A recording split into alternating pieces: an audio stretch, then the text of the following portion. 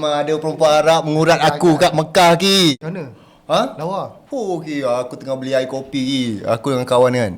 Beli kopi pusing je. Perempuan Arab tu tengah rakam aku kan.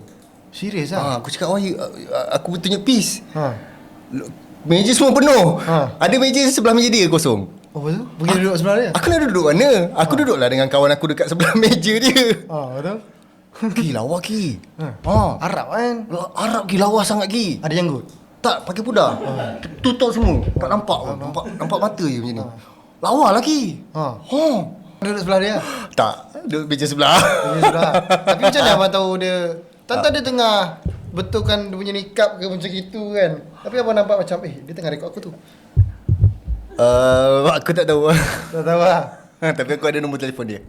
Serius Ya dapat ki. nombor telefon. Aku ada nombor telefon dia ki. Macam mana dapat telefon? Kita berkawan dan kita tukar nombor. Baik lah Tapi memang lawa. Ada gambar? Tak ada. Tak ada. Tak ada gambar. Yang DP tu gambar siapa? Gambar dia. Pergi umrah lagi. Abang memang letak gambar sebagai DP. Abang pergi umrah sebab tu Allah panggil setiap tahun nak. Tak tahu lagi. Aku suka berihram ni. Betul.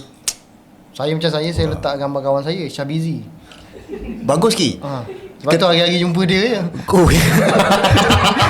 Hari-hari jumpa dia, letak gambar dia. Bukan kau rumah jauh ke dengan Syah? Jauh Jauh kan? Walaupun jauh tapi dia ada kat sini.